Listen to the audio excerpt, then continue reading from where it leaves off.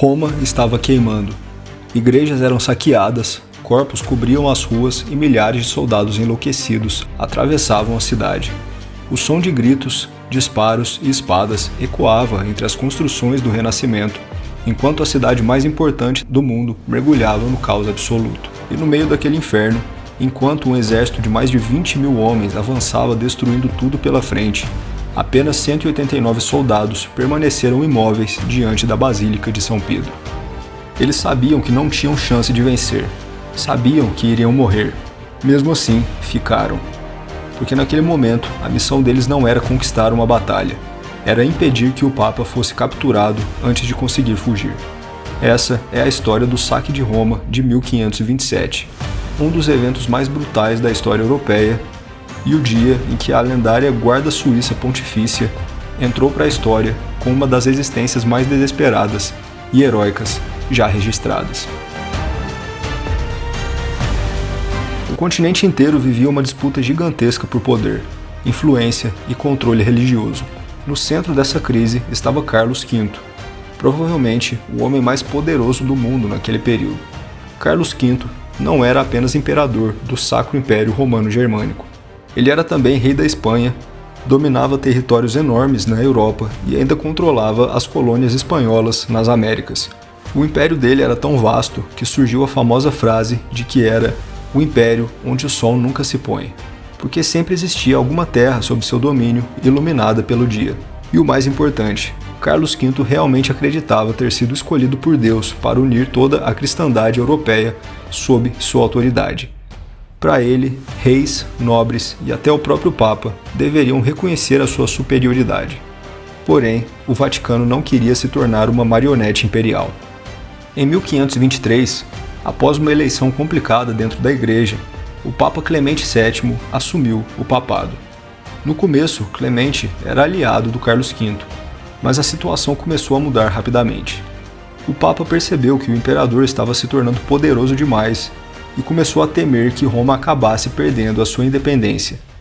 Então, secretamente, ele iniciou negociações com outros estados italianos, como Veneza e Milão, tentando formar alianças defensivas caso Carlos resolvesse avançar sobre a Itália. O problema é que Clemente foi além. Ele também procurou a França, principal rival de Carlos, na Europa. Quando o imperador descobriu isso, ficou furioso. Para ele, aquilo era traição. E a situação piorou ainda mais porque esse era justamente o período em que as ideias de Martinho Lutero estavam começando a incendiar a Europa com a Reforma Protestante. Muitos soldados alemães do Sacro Império odiavam Roma, odiavam o papado e viam a Igreja Católica como corrupta. Então a tensão política começou a se misturar com religião, ambição e desejo de vingança. Depois da esmagadora vitória imperial na Batalha de Pavia em 1525, onde os franceses foram derrotados e o próprio rei francês acabou capturado, o poder de Carlos V atingiu seu auge. Só existia um detalhe: ele não tinha dinheiro suficiente para pagar as suas tropas. E isso era um desastre, porque boa parte do exército imperial era formada por mercenários, homens acostumados à guerra, à pilhagem e ao saque, que lutavam apenas enquanto recebessem seu pagamento.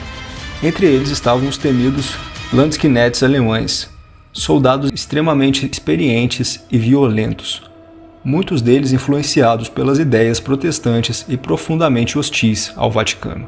O comandante imperial na Itália, Carlos III, Duque de Bourbon, tentou manter controle sobre aquele enorme exército, mas já era tarde. Sem salário, sem disciplina e cercados por rumores sobre as riquezas absurdas de Roma, os soldados decidiram marchar rumo à Cidade Eterna. Não era mais apenas uma campanha militar, mas sim uma multidão armada indo em direção ao maior tesouro da Europa. Quando os mais de 20 mil soldados chegaram aos muros de Roma em 6 de maio de 1527, a cidade ainda acreditava que conseguiria resistir. As muralhas eram fortes, os defensores estavam preparados e os romanos abriram fogo pesado contra os atacantes.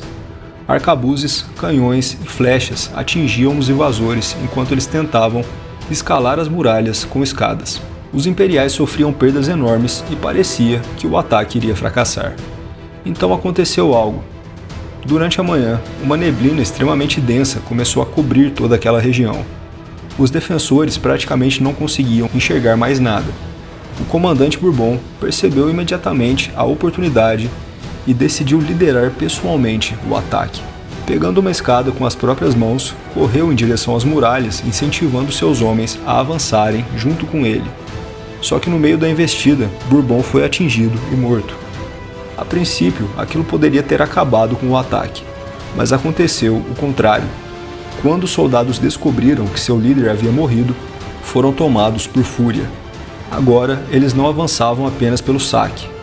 Eles queriam vingança, e foi nesse momento que Roma começou a cair. As muralhas finalmente foram rompidas e os invasores inundaram a cidade. O problema era que com Bourbon morto, não existia mais qualquer comando real sobre aquele exército. Os soldados começaram a agir como animais enlouquecidos. Casas saqueadas, igrejas destruídas, relíquias roubadas, civis massacrados. Não importavam se era homem, mulher, criança, padre ou monge. A cidade inteira mergulhou numa carnificina. Muitos dos soldados alemães viam aquilo quase como uma vingança religiosa contra Roma. Relatos da época descrevem padres sendo assassinados dentro das igrejas, freiras violentadas, túmulos profanados e pessoas torturadas para revelar onde escondiam ouro. Roma, que durante séculos havia sido símbolo do poder cristão europeu, agora parecia o próprio fim do mundo. E enquanto a cidade queimava, o verdadeiro alvo continuava vivo dentro do Vaticano. O Papa precisava escapar antes que os invasores chegassem até ele. Foi então que a Guarda Suíça entrou em cena. Apenas 189 homens permaneceram dentro da Basílica de São Pedro, formando uma linha defensiva armada com alabardas e espadas. Eles eram considerados soldados de elite, famosos em toda a Europa por sua disciplina e habilidade em combate. Mas naquele dia não importava o treinamento deles. A diferença numérica era absurda. Mesmo assim, eles permaneceram em posição, porque o objetivo deles não era sobreviver, era ganhar tempo.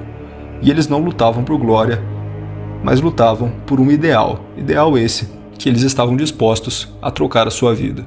Enquanto os guardas seguravam o avanço inimigo nos degraus da Basílica, o Papa Clemente era levado por uma passagem secreta conhecida como Passetto di Borgo, um corredor escondido que ligava o Vaticano ao Castelo Santo Ângelo. A luta da Guarda Suíça foi desesperada. Pouco se sabe exatamente sobre o combate, mas os relatos indicam que eles lutaram, literalmente, até o último homem. A cada minuto que passava, mais soldados suíços morriam tentando impedir que milhares de invasores alcançassem o Papa.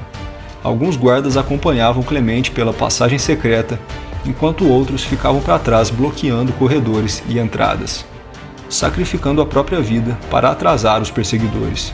No final, apenas cerca de 42 conseguiram sobreviver ao lado do Papa dentro do castelo fortificado. Os demais morreram diante da Basílica. O saque de Roma ainda continuaria por meses.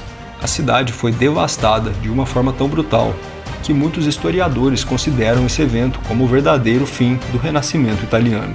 Milhares morreram, bairros inteiros foram destruídos e muito foi perdido nesse saque. Mas as consequências não foram apenas materiais. O prestígio do papado saiu profundamente abalado. O equilíbrio político da Europa mudou e a divisão entre católicos e protestantes se tornou praticamente irreversível. Décadas depois, o continente mergulharia em conflitos religiosos gigantescos, como a Guerra dos 30 Anos.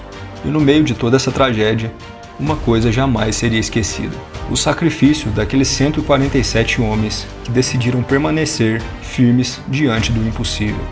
Até hoje, todos os anos, a Guarda Suíça faz seu juramento oficial em 6 de maio, data do saque de Roma, exatamente para homenagear os soldados que caíram defendendo o Vaticano, o papado e a estabilidade da Igreja durante o saque de Roma de 1527.